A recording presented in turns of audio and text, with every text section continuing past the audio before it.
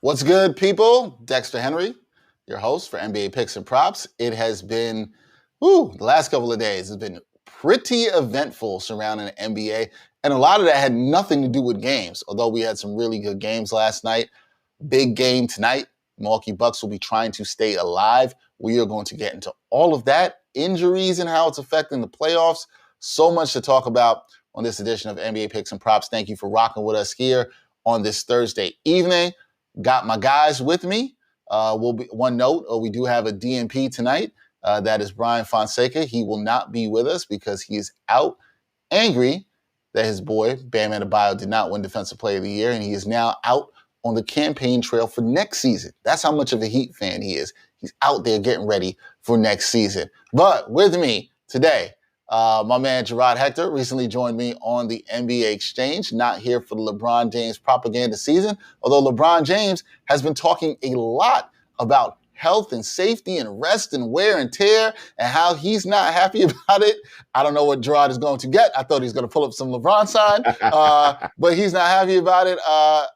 I know how you feel about the wear and tear, Gerard. How do you feel about what your man LeBron had to say?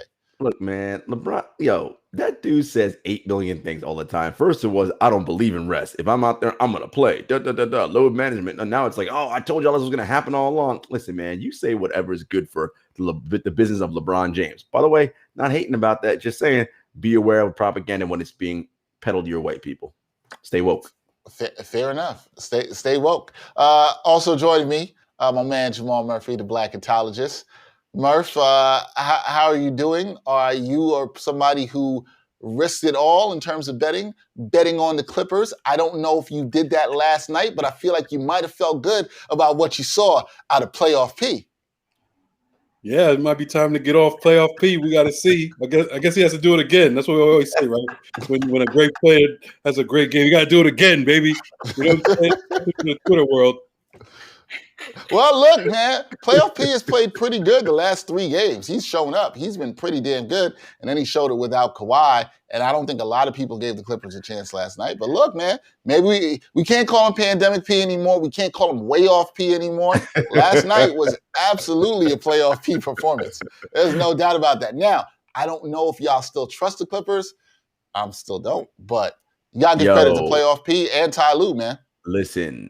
I was not my thing wasn't about I don't trust playoff P. I was like, replacing what Kawhi does is going to be a lot. I don't know if the Clippers can do this, but they exposed some things with the Jazz last night, right? And Ty Lue also is a brilliant coach in the fact that he's like, I'm not wedded or married to anything. Whatever's going to work and get me this dub, that's what I'm going to do. He went straight offense. It's like, I'm putting every guy who can score the basketball on the floor right now. And, it paid off, man. And when they do that and go small and spread the Jazz out, it makes it very hard to defend that. And look, it's also, we know, make or miss league. Jazz hit all their threes in the first half, didn't hit any in the second half. Clippers hit theirs. You know what I mean? Like, sometimes that's just how basketball works. Yeah. I remember the Clippers, they blew out Utah games 3 and 4. They had the confidence. You know, they probably could have won those games without Kawhi if they played like they did. So they knew, they had confidence going in. And then, let's be fair, the Jazz, they're missing Conley, huge. Jazz are delicate as it was. Yes. They needed all those pieces they had. So they're missing Conley. That's huge. Then Donovan has a ankle. I mean, where's the offense going to come from, especially in times of need? Yeah. So, I mean, they at this point, they have more talent than Utah. But the series isn't over. I'd be, Utah, tough team. I give them a shot to win Game 6 back in LA, but it'll be tough. It's going to be tough. Speaking of Game 6s, we got one tonight. Now, before we get to this Game 6, all 3 of us were in the building for Game 5 at the Barclays Center to see the Bucks and the Nets, and we got to witness greatness. Kevin Durant, man. Murph, you saw me tweet that. I was like, man, he's not even touching rim right now, these shots that we're dropping in. How impressed were you guys? Gerard, I asked you this when you came on the exchange this week, but how impressed were you guys about just their performance, Murph, that you saw out of Kevin Durant here in a big-time game? And does that make you more excited for tonight's Game 6? Yeah, I mean, he couldn't give you any more. I mean, 49, 17 and 10. He could have gave me a lot less. I'd have been impressed. Okay, if he could have gave me 35 and 10, something like that, I'd be like, oh, he came up big. But he went beyond that. That's probably the best playoff performance I've ever seen in person. So he gave me that memory. He had Barclays, in a state that I've never seen it in terms of just loud and enthusiastic. It did feel like it was like Rucker Park out there when he had a legendary performance at Rucker Park. As soon as he got the ball, the crowd just started, the slow roar that New York City is known for. So he brought that to Brooklyn. That was great. And just like he just put the team on his back completely. It wasn't even like a 49-point game where it was a blowout or anything like that. He had to bring him from behind.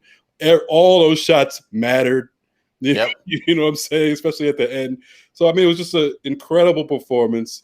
And, I was one of the dudes who wanted to see him do it under those circumstances because it's been a long, long time, if ever, that he's really had to carry a team without stars beside him. And this time it was due to injury. But remember, when in Golden State, it was his injury that forced Steph to carry Golden State. So he actually was put in that type of position, and he came through with flying colors. Got to give it up to him. No KD slander. Yeah, no. Okay, it's funny you mentioned Rucker Park. I believe that day was a year, not a year. I think it was 10 years or whatever it was. It was the anniversary when he dropped 66 at Rucker Park. And it's funny because I had got a phone call that day that he was going to go up there to play, and I opted not to go, and I missed that. And I got the phone call for tickets for this game. I damn sure did not opt to go, and I'm glad I didn't because that was a great performance. Gerard has said on the other show that this was up there right there with the Mr. Unreliable game that he had against Memphis, that kind of performance. But no, this was a fantastic game. The Nets have a 3-2 lead. Takes us to Game 6 tonight. Now, the odds for Game 6, it's interesting, we'll say. The Bucks, they are favored. This was at -6 earlier. I see it's down to -5.5. They are the favorites here in this contest. We also have the over-under at 220. I'm going to start with you, Gerard. After what you saw on Tuesday night, I was getting my days wrong for a second. After what you saw on Tuesday night, are you buying the Bucks here as the favorites in Game 6? I think there's questions you can say about their offense. There's questions you can say about Giannis. Are you putting your money on the Bucks tonight, Game 6 in Milwaukee? Questions abound. I do want to touch back on Game 5. Sure. I'm just so glad you two finally came around to the greatness that is Kevin Durant. I've been telling y'all since day one. It's like NBA Twitter only believes basketball started in 2015 when the Warriors won championships. No one remembers all those OKC days, and that dude was doing it then. All right, but all you remember is he blew a 3-1 lead. That's all people remember. You had a moment like this. Listen, those two games, the Mr. Unreliable games, Game 6 and Game 7, they were down to Memphis Grizzlies, 36 and 37, back-to-back games, carrying the team, won that. His first series was there. Westbrook was there, but he was. Now Westbrook shade. No, I'm just saying. Look back. The Westbrook lines weren't great. The 2011 close out his first series win against the Nuggets. Listen, this guy has done stuff, and this idea that we have on Twitter and the internet that it's a legacy game for game. What, legacy? Wait, 12 years in the league now. Tuesday night's a legacy game. So all the stuff he did before, that doesn't matter. Let me get this straight. So when we talk about KD's legacy, which we will in the future, you're not going to bring this game up. This game will be a footnote, one of the points on his long resume. Gerard, are you saying that prior to that game? I just want to be clear. Prior to that game, people saying it as if it matters to determine what his legacy will be. That's what you have an issue with? Because if that's the point. Okay, then I understand that, right? Correct. Because I don't think that game was going to define his legacy. I do think great. What happened before that? All that stuff before didn't matter. Right. Now he's great because of that game. Now, would that being said, I actually will agree with that, Murph. Right? Like I do think it adds a notch in the lore of Kevin Durant. Right? Like I do think it does something to his legacy, but I don't think it defined his legacy. Right, but it's like LeBron. It's like that LeBron game, Game 5, I think it was in Boston. Game 6. Game 6. Those are part of his legacy. And a major part when you're in a down situation, nobody believes in you, and you just do something that's crazy. That's a huge part of the legacy. Did you think, because I do think there's a difference there, right? But this is a good topic for both to talk to. Did you guys think that was a legacy game for LeBron, the Game 6 in Boston? I think the stakes, along with him possibly being eliminated, he was facing elimination once, right? Mm-hmm. 2, this is coming off of they had not won the year before in Miami. This was the second year. Mm-hmm. So there was a lot riding on his legacy. He had yet to win a championship. So, and I think that's what matters, right? Timing of when it happened. So because he had not won a championship, first of all, you know how I feel about this. As if Larry Bird won titles with 2 dudes from accounting and fucking guys from Home Depot. That's not how you win championships, dudes. You win with good talent around you. Every team that has won multiple titles, look up and down that roster. Hall of Famers everywhere. You don't win by yourself. You don't. Those games, but it's those I agree with you. It's not about the. I didn't even remember whether LeBron. Now that you mentioned, I remember, but I wasn't even thinking that LeBron hadn't won a championship at that stage. It's those games they have that you never forget. You know what I'm saying? I'll never forget LeBron coming out and doing that. Right. In Boston. No doubt. I'll never forget what Kevin Durant just did, and I'll never forget that Bird Dominique game in Boston. And like Magic had games. We'll never forget. That's just part of it. Yeah, those are part of the war. I agree with that. I agree. Yeah, it's just this weird thing where I feel like we debate legacy based on you have to do this and this without star players. It's like, what are you talking about? I do not think that. Let's say Kevin Durant had a dud in Game 5, right? Let's say he's subpar game in Game 5. I do not think that would have decreased his standing as a great player. Now that moves him out of the top 17. He now moves to 38. Right. You know what I mean? It's like right. I don't think so. But I do think that when you have one of these, another one under your belt, you've already established yourself as a great player, it can elevate you to another status. And there is something to Murph, I think this is sort of your point to it too, because I agree with both sides of what you're saying. That's why I wanted clarity. I do think there's something to the fact that, hey, we saw him do this quote unquote by himself, right? Harden's on the floor, but he was on one leg, and we saw him rise to the occasion with, lifting up Jeff Green and Blake Griffin, who's now like the 5th option in his career. And I mean, like that, it matters. Yeah, and I'm with you guys there. It adds to the. He's still playing, right? So all this stuff still matters. We're talking about his legacy. Dude's 32. You got years to go. If you want to get into the whole conversation, who's better than who, comparing dudes. This dude, if he does this for 3 more years, well, it's funny you say that, Murph, because I agree with you on the part about the lore, right? Because so when we were in press row, Murph was sitting behind me. I wasn't sitting next to him, and I just kept turning around and get him the eyes every time Durant made a shot. I can only imagine your face being so annoying throughout the game. I can only imagine. I had the same face. You know what I'm saying? He turned around, I had the same damn face already. No, it was impressive, and I was sitting there as a fan, and fans were just. The thing that struck me, guys, before we get into the Game 6 Philly, what struck me too, and I think it's part of this lore, legacy, whatever you want to call it, was like, yo, this man tore his Achilles not too long ago. Murph, you and I, we know about this. We've torn our Achilles playing basketball. We understand what this is. This man is playing at a high level and was out here making it look easy when these shots weren't easy in terms of the degree of difficulty. That was wildly impressive to me, where I was just like, wow. And I think that should matter in terms of the lore, legacy, whatever it is you want to say. And you just mentioned, if he would have had a dud, I would have gave a pass because he's coming off of the Achilles. This is the first time he's playing real playoff basketball, physicality, Tucker, all that stuff. After Game 4, I was like, maybe he's. People say he's all the way back, but maybe he's not. Maybe it's the first time he's got that playoff physicality. Maybe he needs another year. You know what I'm saying? I was going to give him a pass. 49, 17-10. It was a hell of a performance. I'm with you guys, and I think it's just again. It's just the ability, and that's why I say this all the time. And whatever, I'm Gerard's a KD guy, whatever, and it's true, it's fact. But my position always has been this. And when you make these arguments about players, there is nothing he cannot do on a basketball floor, right? Like his size and his shooting ability, even his athleticism coming off an Achilles, right? Like that's still there. The length, the shooting, the passing, the defense. I mean, that to me. The defense and just being everywhere was a huge part of this. He played all 48 minutes, no break. This dude is like that, right? Like, and it's funny, you guys know, like ex-NBA guys have a thing when they talk about their fellow players, right? Or current NBA guys. It's like, you know, The Wire, right? When they call someone natural police, what that means, right? That's the highest compliment they can give somebody.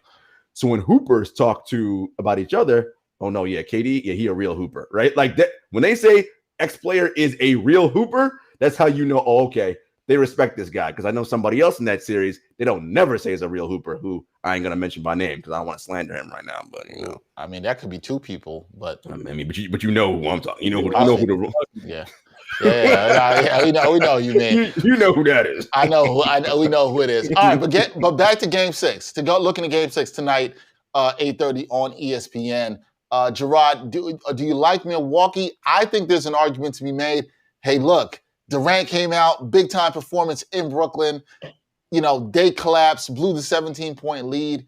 There's an argument to be made. Can they recover from this? Will they not recover from this? I don't know. How would you bet this one, Gerard? All the money and the smart money tending towards Milwaukee, right? They see this as a 7-game series. Milwaukee opened up at 5.5, or they opened at 6. It dropped to 5.5. You know, because you know the ideal adage, right? The role players play better at home. The whistle will be different, like all those things, right? And I don't know that we can humanly ask Kevin Durant 48 hours later to repeat that same performance, right? 48 plus minutes and do that again. Like that's just, I mean, how many people in the history of the NBA can do that? That's a lot to ask on every other night coming off that at this stage of your career. However, you know, despite Milwaukee's 2 wins and their lead last night, at any point in this series, did any of y'all feel like, yeah, Milwaukee figured shit out? Like, I watch them and I'm like, all right, you doing stuff, but you ain't really doing it like you should be doing it, right? You got a one-legged James Harden and, you know, role players on the Nets who were shrinking in the moment. And that's the best y'all could do. And when we saw it, they should have been up that one game. They should have been up 40, right? And they just could not figure out a way to put their foot on the Nets' throat. They can't figure out a way. And they're feeling it. You got Drew Holiday complaining about calls after the game. It's like, bro, when you start whining about that, like you already got that defeatist mentality in your head. And I think, honestly, Giannis said, you know, obviously KD's best player in the world, all that stuff. I don't care that he said that. But the idea that, you know, I want to take on the challenge of guarding KD, I think that actually plays into the Nets' hands. The Nets would be like, yeah, do that. We actually want you to start out the game guarding KD. Why? Because 1, your over-aggressiveness will get you into foul trouble. 2, that takes away actually your best defensive skill set, which is weak side shot blocking, weak side rotation, right? So that now leaves KD, who is more than an ample passer and playmaker, to get other guys involved. And goddamn it, Joe Harris is due to make a bucket. Hasn't hit one in like 4 weeks, it seems like. Look, the money line is plus 180 for the Nets. I like that number. That's the best number you're getting in this game. I'm going Nets plus 180. I'm taking that money line. Nice. All in on the Nets, plus 180 on that money line. Murph, what about you? Gerard says, you know, it's probably unlikely we see that 49-point triple-double again. I would happen to agree with that, but I wouldn't put it past KD not having another big game here in some kind of legendary series closeout game. And Gerard, I know you wouldn't bet against that either. No. How are you betting this one in Milwaukee tonight? Yeah, I mean, you know, I'll take 35, 8 and 8, you know, something like that. A light 35, 8 and 8. I like 35, 8 and 8. I can see that. And that'd be enough to keep it close, I think. And, you know, the Bucks, you know, 6-point favorites. I can't go with that based on what I've seen, and particularly what I saw Game 5, where, you know, they just didn't, you know, they didn't seem to really have it and be all that confident. And you can't tell me that Game 5 loss didn't add to their lack of confidence. I know they're going to have the fans on their side bigging them up, but if the Nets are able to keep it close, you know, towards the fourth quarter, then, you know, then all that, the same stuff comes into play. You know, Giannis's confidence, we know he doesn't have any from the line at all. You know, he was surprisingly hit 1 or 2 most of the time at the line. Drew Holiday, you know, he's complaining about the refs, which is crazy. I mean, you know, everybody's putting it on Bud. Oh, you didn't double team, and oh, you didn't attack Harden. They did attack Harden. You know, they did isolate Harden a lot. You know, but those players didn't fully take advantage Drew Holiday. Agreed. You're not going to the hole. You're taking. He's bait. Harden's baiting you into taking jump shots, and you're obliging. Like, okay, and then an air ball at one time. He just didn't look like he had it all together. And then Gerard, you gave the two factors about why it doesn't matter if Giannis guards Durant. I got number 3 is he can't guard him anyway. It doesn't matter. He's not guarding him one-on-one. We've seen it. We saw in game one. Game one when he put him on skates. Game one. He put him on skates and he looked like he had fun doing it. Okay, so that's not going to work either. And that's not even a diss to Giannis. I'm not even taking away your defensive player of the year. But Draymond can't guard him. Who can guard him? Right. Gobert can't guard him. Who's guarding him? So it doesn't really matter. It's about who comes to play. I think we see a better game. I'm not. It pains me to say this. I'm not sure it's gonna happen, but I could see Joe Harris hitting a couple shots today. He gotta hit some shots. I can see Bruce Brown playing a little better than he has in the last couple of games. So I think the Nets keep it close and at least cover. And like Gerard, I think that plus 180 money line isn't bad either. I'm staying away from the over under though, because that's been wildly. It's crazy. It's been crazy. I also love your point, Murph, about keeping the game close, because to your point, and you guys know this, if the game is close, who I trust, Kevin Durant or the Bucks? Right. I mean, I trust KD. You know what I mean? He gonna get to the line. He gonna make his free throws. Like, right? Like, I'm just saying. Like, I found it interesting that Murph, you spoke about Giannis, and there was all that talk about him defending KD down the stretch and blah blah blah. And we all know, sitting here, we know if Brian Fonseca is here, who would he have said could have defended KD down the stretch? That's right. That's right. He absolutely would have said that, and he would have been wrong, but he would have said that. We know he would have said that. Look, you guys hit a lot of the points that I feel. I do not like this. I do not like the line for this. If the Bucks were to win, if the Bucks are to win this game, I still see this being close. I would be surprised if there was a great offensive performance by the Bucks in this once again. I think the Nets have a lot of confidence. I think this actually gives their role players a lot of confidence from that last win going in on the road. You guys spoke about Joe Harris. He's due to make some shots. Absolutely agree with that.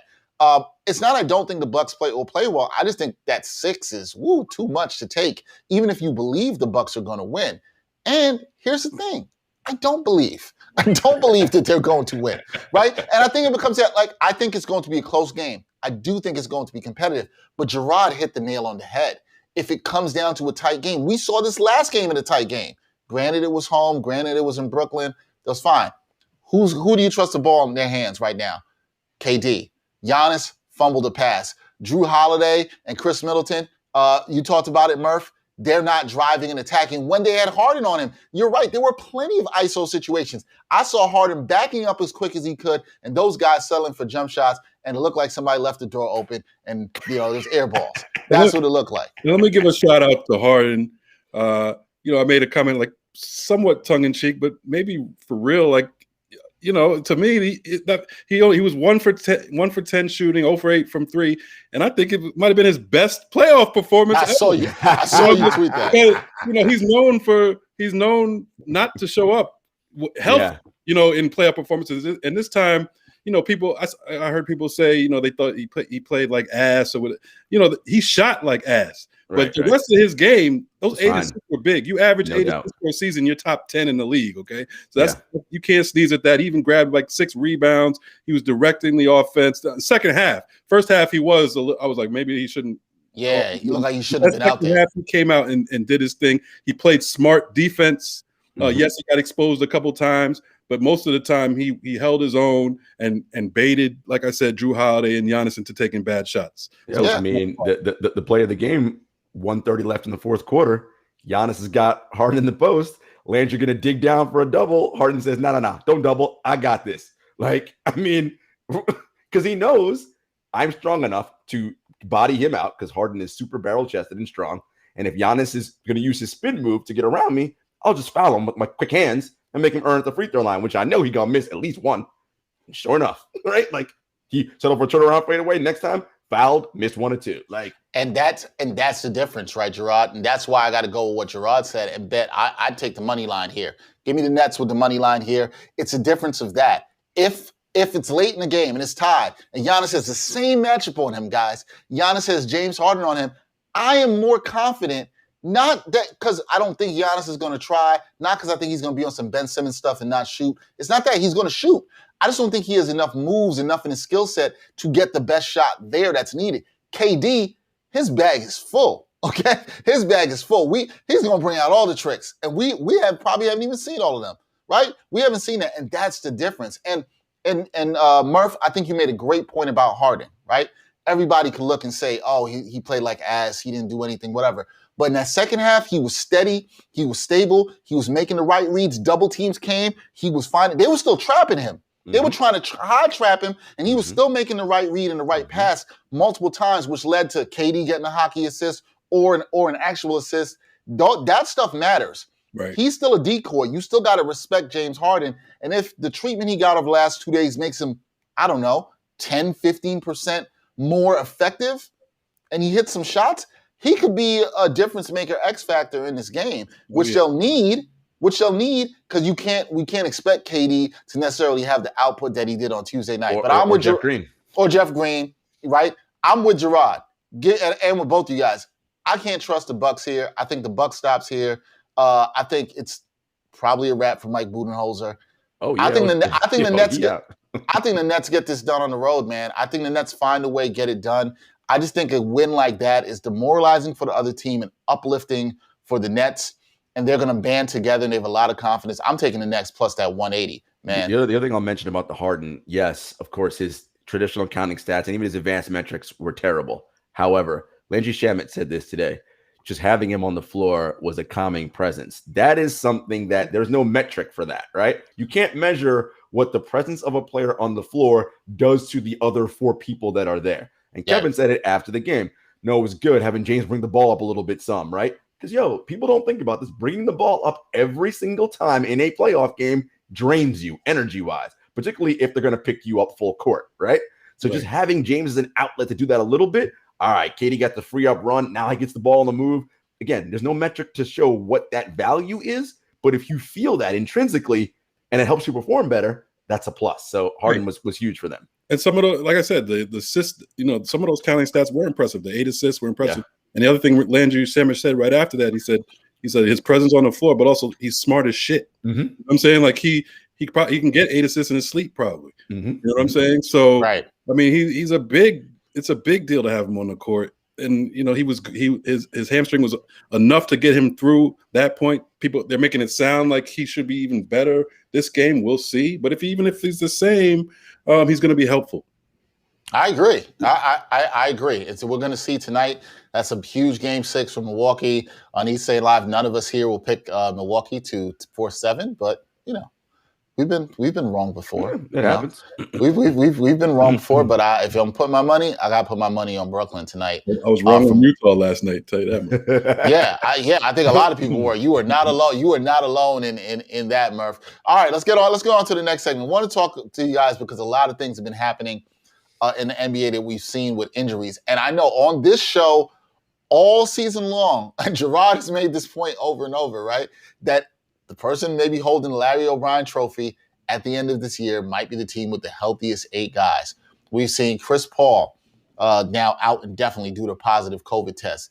Kawhi out reportedly at least for this series against the Jazz with an ACL injury. Kyrie Irving out for the Nets with his ankle injury. We already talked about James Harden dealing with his hamstring.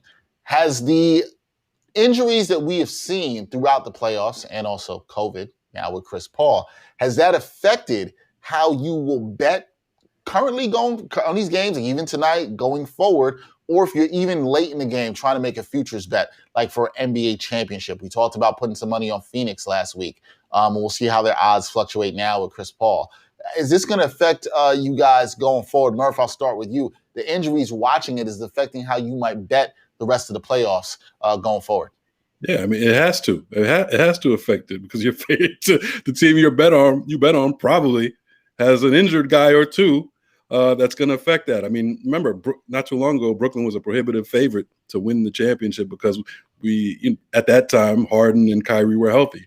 That's not the case, and it's probably not going to be the case for the rest of the playoffs and even the finals. So Brooklyn, to me, is in a group with a lot of other teams. I think Phoenix has been one of the teams that is most healthy.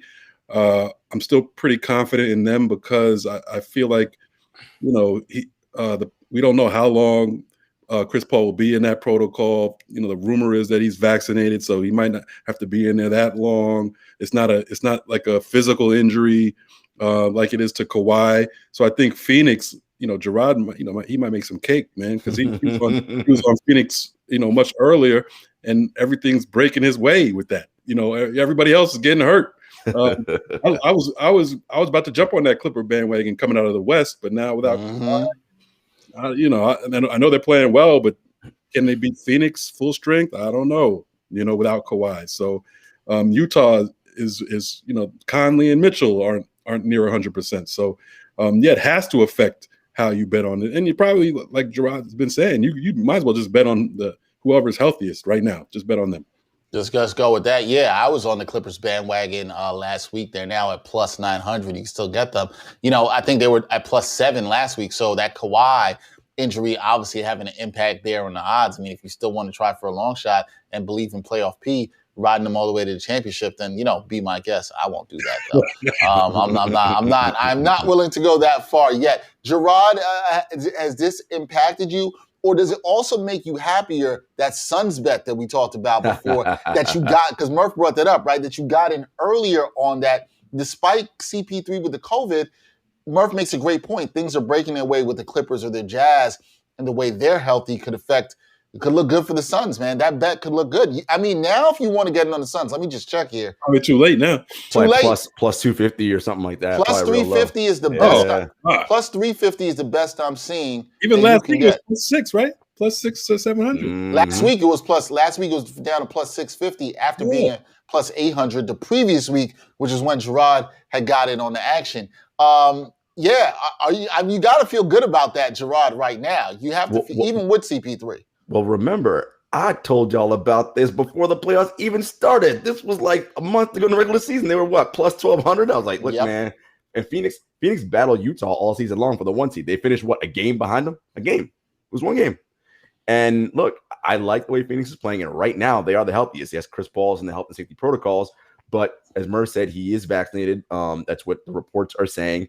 And hopefully, if it's not something where he has any symptoms, he might be back. He may only miss a game or two, which actually may be good for him because he old anyway and need more time to recover, right? And listen, with Book and Ayton and Campaign and Cameron Johnson and Crowder and Mikal Bridges, all this time they got to rest, they might be straight with whoever comes out of that Clippers Jazz series. Listen, Clippers Jazz go 7. Even if it doesn't, it's at least going 6. Suns been off for a week? I mean, they good money. And if it goes 7, they got even more times. You gotta like where Phoenix is right now. And overall, look, the injuries. I said it. Who's got 8 healthy bodies come July? That's who's gonna win this thing. And look, the thing about it, if you have players who have current injuries, the injuries aren't going to get better while they play.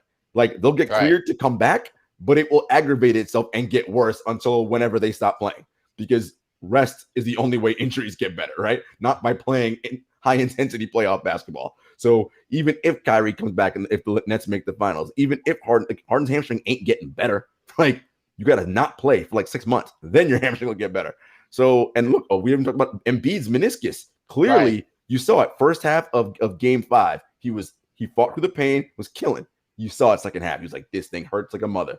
He wasn't rotating out hard on defense. And again, I'm not blaming him for that. He just couldn't, right? You can only do so much. And so, this is the perils of what we get for the league forcing that condensed schedule so we get back on regular schedule come next season. And, let's keep it real. Anybody in the playoffs right now should not even remotely consider playing Olympic basketball. Nowhere near Olympic basketball. It's just not worth it, man. No, it's not. I'm glad you had brought up Embiid as well, too. That's now something that could really swing things in the East. Atlanta has a legit shot with 2 games to play to upset the Sixers. I mean, the Sixers have other problems beside Embiid's meniscus in his knee. But the injuries have absolutely been a factor. And it's for that reason in this exact season in terms of betting. This is maybe why when we talked about last week is what I called the last chance to get in on some of those good odds.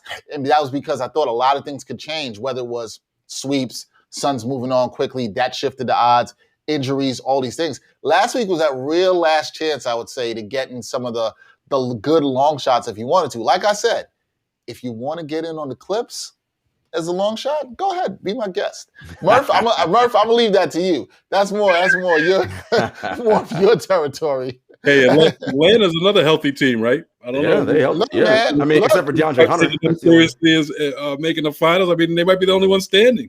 I mean, well, if you jump in on Atlanta right now, you might get plus 1,200 odds. I think. More than that, man. You're getting at least. I've seen. Let me just check right here. I'm correct. Plus 2,400 at FanDuel to win the whole thing. Now to win the East, let me just pull this up. Definitely to win the East, they're plus 800. That's the highest. That's still pretty good. That's in the realm of possibility. Yes. I mean, right? Yep. The Nets got one healthy star, and he's coming off an Achilles tendon. Like, so who knows? The Sixers, we already talked about them. Like, I mean, right. And does anybody have confidence in the Bucks? Really? Like, So no. You can see their odds to win the championship are down to plus 700 at best. The best you can get for them, and to win the East, their odds, the highest I'm seeing here is plus 350. That you can get on the Bucks. I mean, obviously that you'd have to believe in them winning tonight.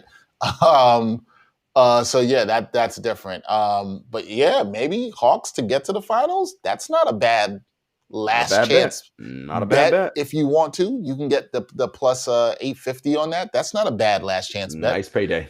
That might be one folks wanna look at. Before we move on and keep it 100, guys, let's just take a quick look at the big game sixes that'll be tomorrow, okay?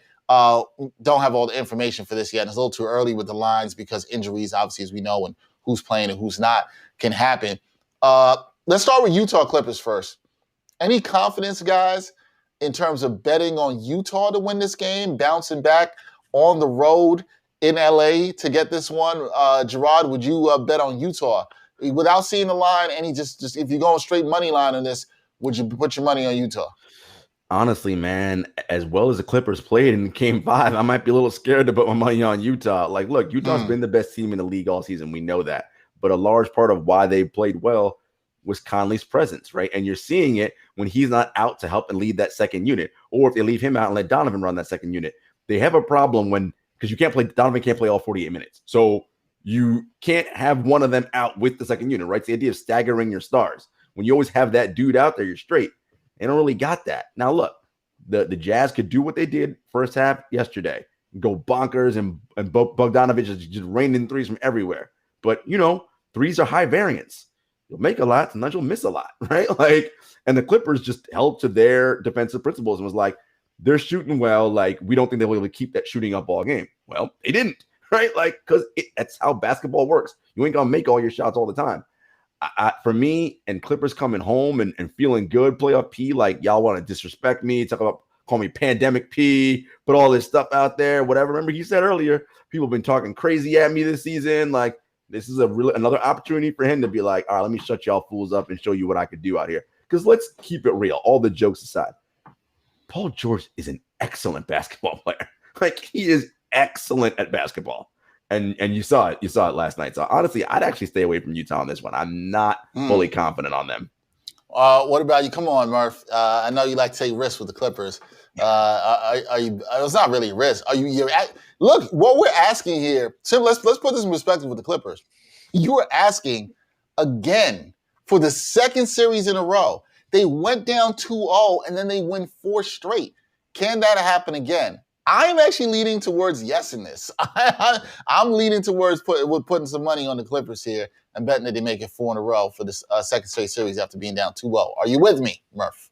Yeah, I think I'm with you, man. I mean, I'm looking at the early line. Utah is actually a 2-point favorite at the moment, so people are still riding with Utah a little bit. That they can even this series up and take it back to Utah. I don't put it past them, but just looking at, I mean, Conley most likely doesn't play, right? He hasn't played all series. And then looking at Donovan with the ankle, He's even talking about it now, like, admitting how bad the ankle is. So that's not a good sign, even for him having one game where it feels okay. And Donovan's game is he depends on his athleticism wholeheartedly. Even if it's jump shot, he gets up, high on his jump shot. So. And then the Clippers have all those guys in that 6'5", 6'6" range that can also play on the perimeter and can stay with him a little bit, especially on a bum ankle. And then I am hesitant about like really believing in the Clippers, especially without Kawhi. But the way they've looked, guys have more confidence in the last few games. I would have to lean Clippers +2 tomorrow. Clippers coming back. Look at that. Who could see that? Now, quickly to the East, Hawks Sixers. Ooh, man, blew a 26-point lead. I'm really trying to think. I've been thinking about this, guys, which loss is worse, whether it is the way the Bucks blew their 17-point lead and lost to the Nets where Kevin Durant was killing everything, or the Sixers blew their 26-point lead at home. Sixers is worse. I agree. I think the Sixers is worse, right? You're home. 20. There's no Kevin Durant on Atlanta. No, there's no right. There's no Kevin Durant. Our producer Greg, he's been pumping this the whole time. Hawks in 6. He did say that. He's been on it. So we'll ask the question for Greg: do the Hawks get this done in 6, Gerard? Are you putting your money on the Hawks tomorrow to get this done in 6? Look, it's hard not to bet the Hawks going home. The crowd's going to be hyped and amped for them. Atlanta's got a great home crowd. Trae Young is fearless. That dude is not worried about. He's like, you're going to put Tybalt and Ben Simmons on me? I don't give a fuck. I'm going at them guys too. And those are all NBA. Like, those aren't chump defenders. Like, he don't care. And he's the littlest dude out there. And again, I go back to the Embiid thing. What is that going to look like? Are we going to get 40 minutes of excellent Embiid offensively and defensively? I don't think we can expect that. And if they don't have that, where are they getting their offense from? Seth, you wasted a Seth Curry game. Could you think Seth Curry's going to give you another 35-point performance? He might. I don't know that you can count on that. Tobias, where's he at? 4 points last game. 4 points. And we know if the game is tight, Doc's got to take Ben out of the game late because you can't put the ball in his hands. So if he gets fouled, he ain't gonna make no free throws. It's another problem, right? So look, man, I and it doesn't even matter. Atlanta, close, not close. This is the second game in a row they were down big numbers and they came back. This team just doesn't quit. Look, man, I think the Hawks take it here, man, and that's gonna be a huge indictment on Philly. Is this gonna be a rough offseason in the city of brotherly love? Because this ain't good. Well, as a friend who lives in the city of brotherly love texted me last night, he said, you can't blame Brett Brown anymore. He's absolutely right about that. Berth, how are you betting this? Are you feeling Atlanta, or does Philly trust the process and force a Game 7? Wow, man. I'm looking again, the Philly's favored by 3 at this point. People expect them to show up in Atlanta. I'm shocked at that. Yeah, they're the number 1 seed. I think people assume that they're going to get, especially the average fan will just assume that they're going to get their act together and take care of business. I mean, how can I bet on that though? You know what I'm saying? I mean, their best player, he's looking good the first 3 quarters on that meniscus, and then just Capella the other day said, we just got to wear him down, and normally that's nonsense. Like Embiid will dominate Capella for 4 quarters, but with this injury, he's probably right. Come that 4th quarter, late in the game, he doesn't really have the same mobility and the same fervor to get it done in the end. And now he doesn't have any help. Ben Simmons is totally, he doesn't even try to shoot at all. The free throw stuff is embarrassing. I mean, he was 4 for 14. It's not like he has a Shaq stroke. He has a nice stroke, left stroke. Can't hit a free throw.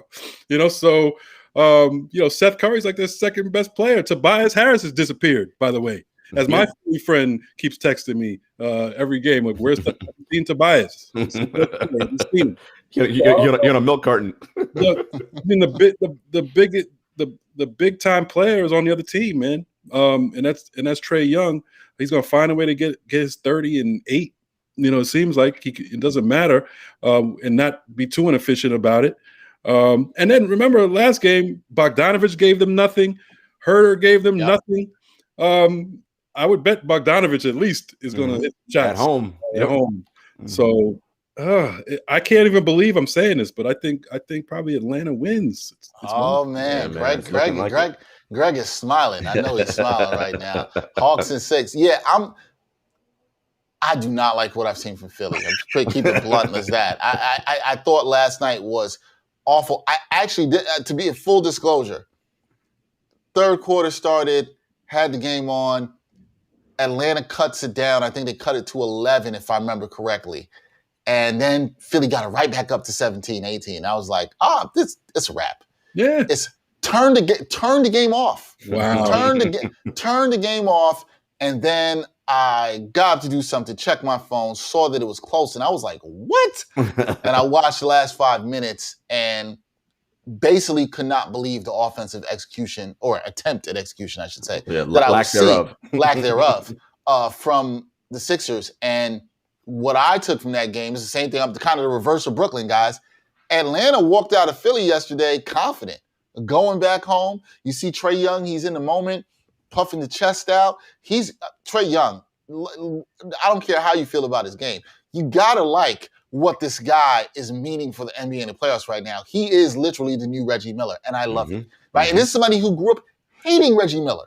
And I absolutely like it. I like the energy he's bringing.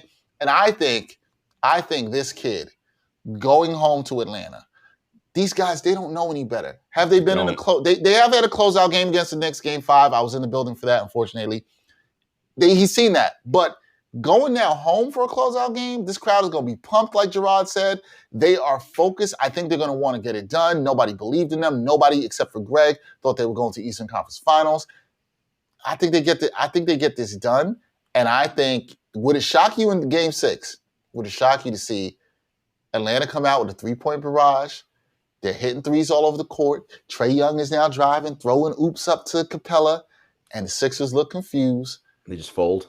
Yeah, and they just fold. It wouldn't shock me. I mean, and I'll tell you what's not going to be a good look for Doc, and I do not think this is Doc Rivers' fault. But if it looks a lot like Game 7 last year for the Clippers, if it looks like that, oof.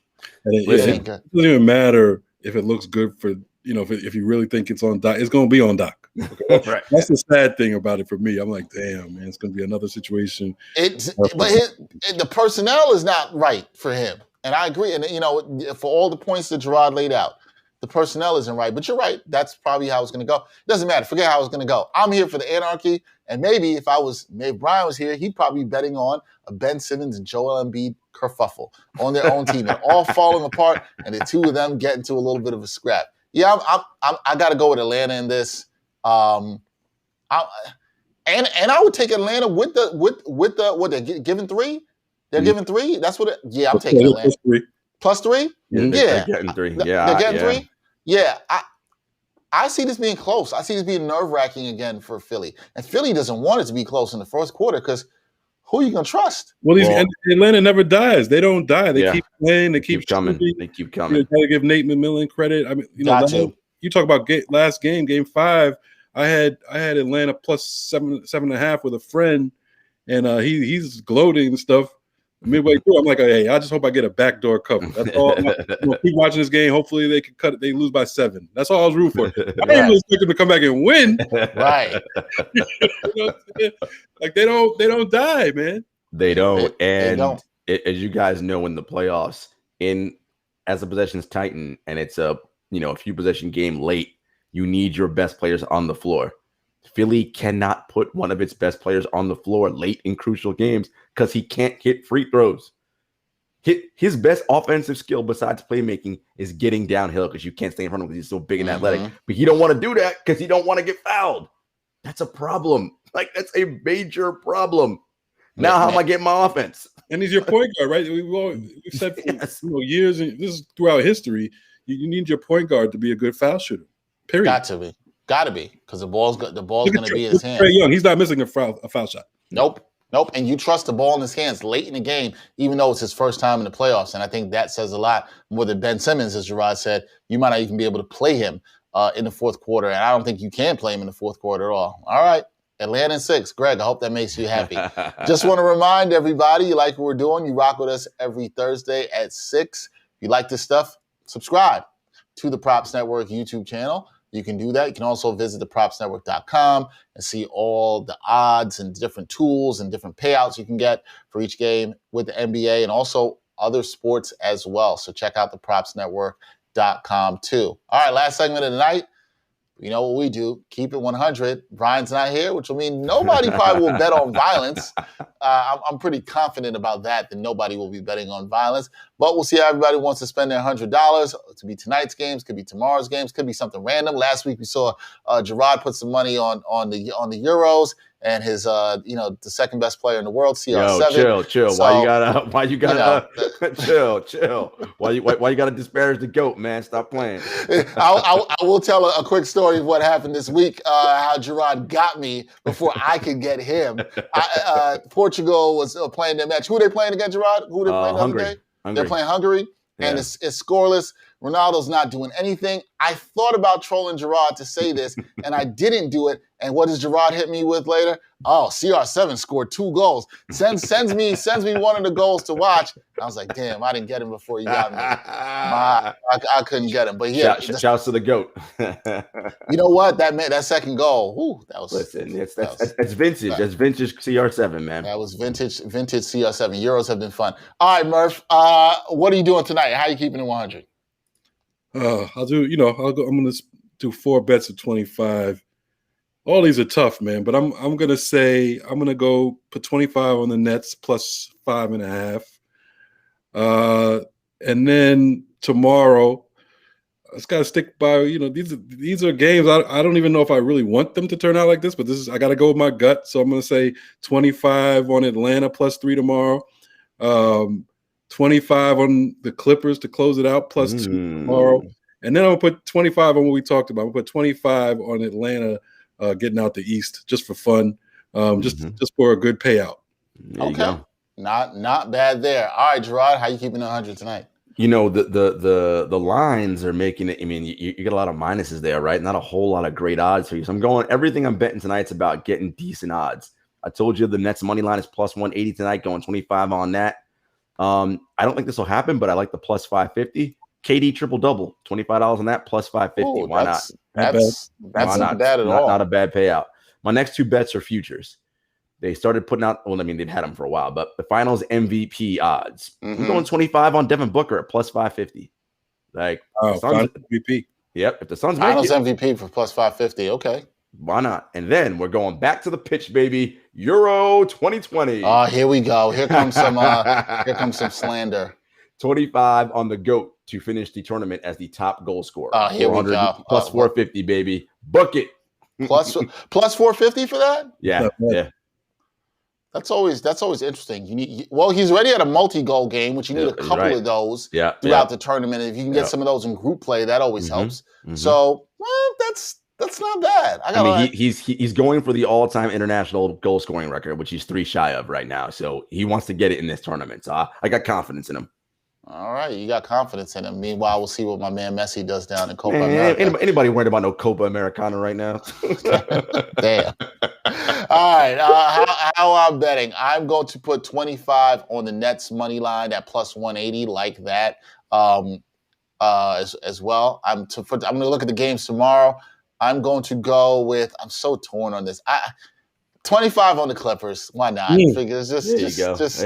Just do it. Don't let me down. Say it with your chest, man. Yeah, 25 on the Clippers. And I wish I knew what the odds were on Reggie Jackson having a 35-point game. I see Reggie 35? Jackson. Whoa. Yeah. I'd like to know what the odds are on that. He might gun for it. Hell. Yeah, he'll gun for it. That's for sure. He's got that. Also going to go.